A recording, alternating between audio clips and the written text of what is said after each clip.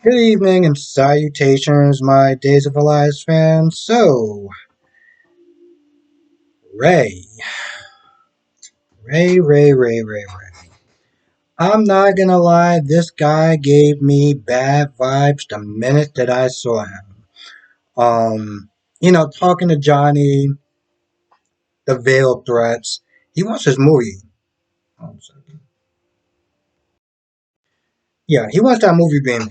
And he was not happy when he came back from his whatever trip to find out that Johnny practically scrapped the movie. So at this point, he's like, yo, this movie needs to happen because X, Y, and Z and veiled threats and I'm a bastard pretty much. I mean, uh, granted, you know, you know what? I'm not even going to sit there and go into that. The point is, the guy just gives me bad vibes. And, the minute that I saw him, hearing what I heard, you know, when he was talking about Paulina and her story with him, it was like, yeah, I can totally see this guy. I can totally see this guy doing that. Um, no, he's making these veiled threats. You know, he doesn't realize that he's talking to the devil. So there's a couple of times where it looks like the devil is going to be picking up the fencing weapon. Now, earlier before he was talking to Ray, he was calling Gabby to get her to come over so that way I don't know he can screw around with her or whatever. But when he got to the door, it was Ray. So yeah, it is one point where he's behind Ray and he's, holding his fencing sword or whatever, and it looks like he's about to you know, take him out. But for some odd reason, and granted, when I was sitting there watching this copy, I was watching on this platform. Not gonna say what platform it is, but I was watching on this platform, and there was a lot of jumping cuts and stuff like that. So I don't know what made him stop, but um, he did agree to make the movie. This is after he told um, Ray that he promised Marlena that he wasn't going to do the movie. There's a couple of times where Ray's like, I have a way of being persuasive and just like it was just the undertones and what he was sitting there saying. He just made it seem like he had no problem sitting there taking out a quote unquote little old lady to get his way. Um, And once again, he threatened Johnny, like, no, I'm not going to sit there and do anything to you. Just as long as you don't disappoint me. Okay. Guy, guy seems like he's bad news. And, well, he better hope that EJ gets out of jail once the devil gets out of Johnny's body because that guy seemed like he's, yeah. I'm not gonna lie, I almost actually forgot his name again. Greg. So Greg and Nancy are in bed, and Greg is just being shady. Okay, something about this guy when I first saw him and his vibes and everything like that, he just seemed off. So he's in bed, and it looks like Nancy is ready for round two, but Greg is like, "Oh, I'm tired. You you wore me out." Nah, bro. Nah. You may be able to sit there and lie to her, but you damn well not gonna be able to lie to me. Um, Now, I don't know if it's her character or if it's just the actress, but like some of her lines when she was like, I just love you so much, and this, that, and the third. I felt like I was watching a soap opera from like the 1950s or something. Um, anyway, she apologizes for what she did, what she accused him of, and he's like, nah, it's cool, don't worry about it, it's okay, Because here's the thing, she feels insecure. She feels like he's not attracted to her. I don't know what kind of issues they were going through before, but whatever it was building up for a while. And so he tries to reassure her. And, at some point she gets up because, they're about to go, have dinner together with Chloe and Brady. So she gets ready. She goes downstairs, and you can just see, like, it almost looks like he's kind of guilty because of what he's doing to her.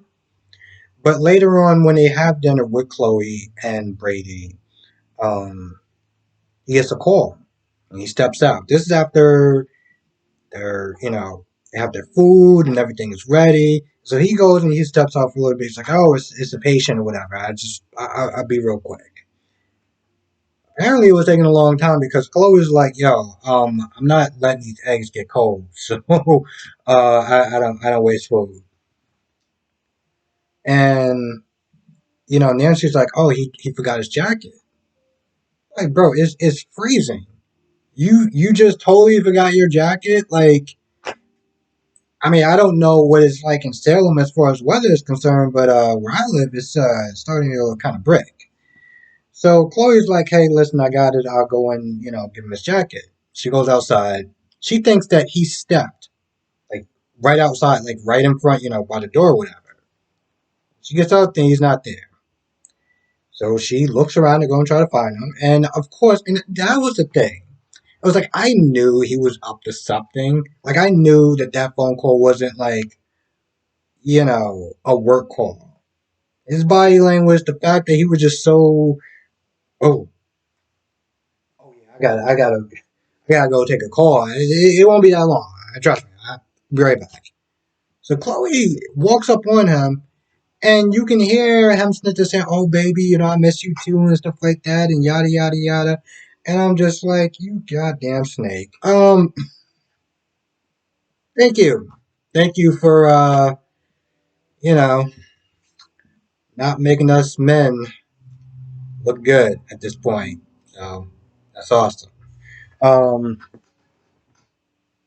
Now it could be, first glance, it could be something else. It could be out of the ordinary. I mean, him to talk about, "Oh, I miss you," and blah blah blah. We don't know what it is. All right. I mean, I'm guessing what it is, and I'm like 98% sure that he is talking to another woman, and that her fears were not, you know, she had reason to be worried and concerned about her marriage. Now, before then, nothing really happened with Brady and Chloe. All they talked about was not bringing up Nancy's meltdown and inviting him to dinner. And then they get there, and then she brings up the whole meltdown anyway. So it was like, well, that whole conversation, well, that just didn't really seem like it mattered. So that's great. So Trip tries to leave and not wake up Allie, but Allie catches him, and Allie gives him a gift. Um, like the little medicine thing. I didn't know exactly what it was either. And honestly, to tell you the truth, I'm not gonna lie, I can't even pronounce it. I think she pronounced it.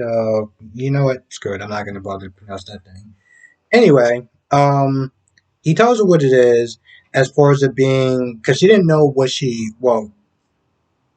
didn't understand the full. And to be honest, I didn't understand the full definition of that pen that usually some doctors carry sometimes.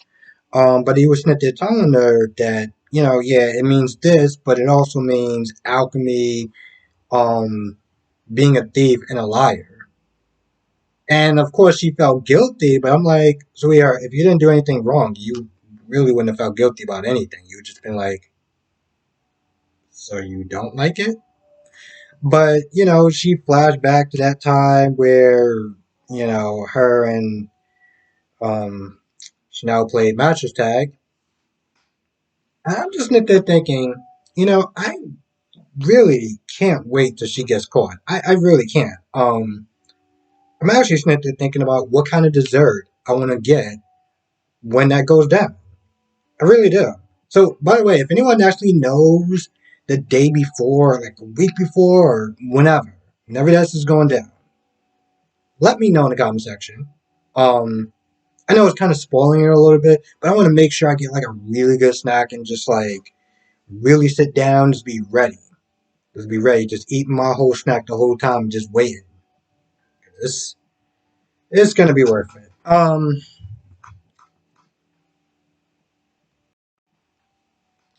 But Trip asked about Chanel and Snit is saying that, listen, she's your friend, she's my friend, and I'm just worried about it, and I, want to sit there and be there to support her, whatever. Like, she's one of you, she's my friend as well.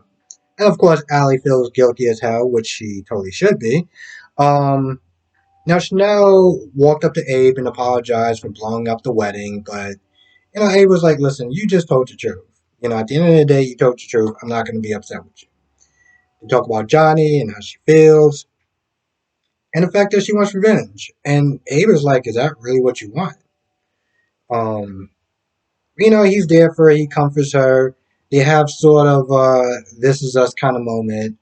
And despite what's going on between Paulina and um, Abe, he basically is like, I'm gonna be there for you regardless, no matter what. So they hug. It's actually a nice little scene. Um, Most of sitting there thinking about the fact that Abe, I know he has a mustache now, but like back in the '80s, he really was rocking that whole '80s style. I love it. Anyway, she felt it somewhat better, I guess, but okay, I don't know how better she actually felt because she once again um, didn't open up the bakery and Allie wasn't there, so um, I guess they're gonna probably be getting a lot of bad reviews because I mean seriously, it's just y'all two that's just working this whole thing. Like y'all don't have like some employees or something like that. Like seriously, I don't understand that. I really don't. Um, this really didn't seem like it was planned out because you're partnering with a woman who has a newborn. And if whatever reason she can't come into work, you got to sit there and go to work. And then what happens if you don't go to work? Then I guess it's just whatever. Anyway, apparently she takes another personal day and she goes home and she gets a knock on the door from Johnny. I mean from Trip. And Trip comes in there and Trip is just like, listen, I just want to sit there and see how you were doing. He treated you really awfully. Um, and just let you know that, I'm here for you and he hugs her and everything like that. And I'm like, and you can tell there's a little bit of guilt on her face, and I'm like, good, good, good, good, good, good, because you should feel guilty. I mean, let's be honest. Their first encounter wasn't great. I mean, she practically tried to stick him with a $500 tab, and walked off like trash. Um, and ever since then, when he found out that you're one of Allie's friends, and through your BS and all this other stuff like that, he still was a good guy to you. You're practically screwing him behind his back by, I'm just not going to be crude about it, but you get what I'm saying. Um, so yeah, Ava, she seems like she's going all for revenge, so maybe she could sit there and, dish some of that, Chanel's way. Now, the hell am I? So Abe winds up running into Paulina, and this is after Paulina was meant to talking to Marlena. Um, Long story short, she came in to offer flowers and, sit there and say sorry. And at first, Paulina was kind of like, yo, you really screwed me over. But then she did kind of like realize that she kind of did, she did it to herself pretty much. She was like, yeah, you may have told my secret or whatever, but I kept it from Abe. So that's on me. Um, and she was a little, again, making sure that the devil was really out of her. Um, and wasn't really too forthcoming with information as far as what was going on with her and Abe, the whole Johnny thing. But she did take the flowers as like a sign of, all right, this is a start at the very least. Um, but yeah, she did sit there and tell Marlena about Johnny's behavior and how cruel he was to Chanel. So at some point, yeah, that's what I said. So Paulina left, ran into Abe, had a good conversation about Chanel and how Abe was there for her. And it seemed like it was, a lot more nicer than they have been from before. So they talked for a little bit, and then Abe was like, "All right, well, have a good day." I was like, sweetheart, that's as good as it's gonna get. So if it goes up from there, then you may be able to be with Abe again, which is amazing because I mean, Abe, this woman lied to you twice. One about making Price Town, and two about the whole Lonnie thing. And you gonna give her a third chance again? We can't just have another person come in and I don't know. I mean, at this point, I feel like it has to happen for no other reason other than the fact that, well, I mean, who else is Abe going to go out with if he doesn't go out with Paulina?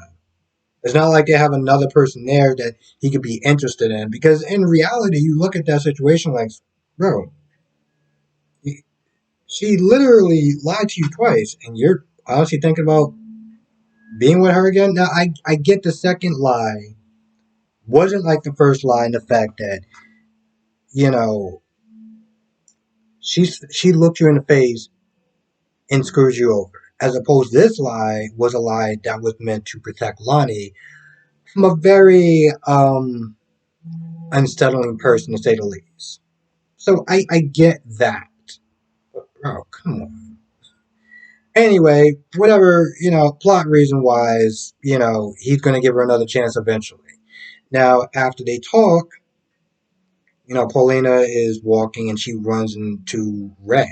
I think he calls himself TJ or TR or something. Anyway, I'm gonna call him Ray. Um, Apparently, this guy has been in other soap operas, from what I understand. I gotta sit there and look more into it. But when I was, going on Google or whatever to look for, different pictures and stuff like that, that came up. So I was reading about it, I think over the weekend actually. Anyway, I'll probably look more into it maybe tomorrow and kind of share some news. But I don't think I really need to share news because, well, the people who've been watching dates have been watching this for a while and know this guy from probably other stuff.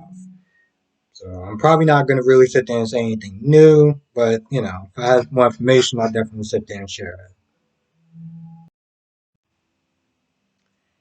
Anyway, with that being said, I think that's about it. So yes, like I said, with that being said, I'm gonna get wow, I forgot my whole closing, and I'm not doing this again. So with that being said, I'm gonna go. I want to thank everyone for watching. Be safe. Clearly, I need to sit there and get my ass to bed. Thank you for watching. Be safe, and I will see you in the next video.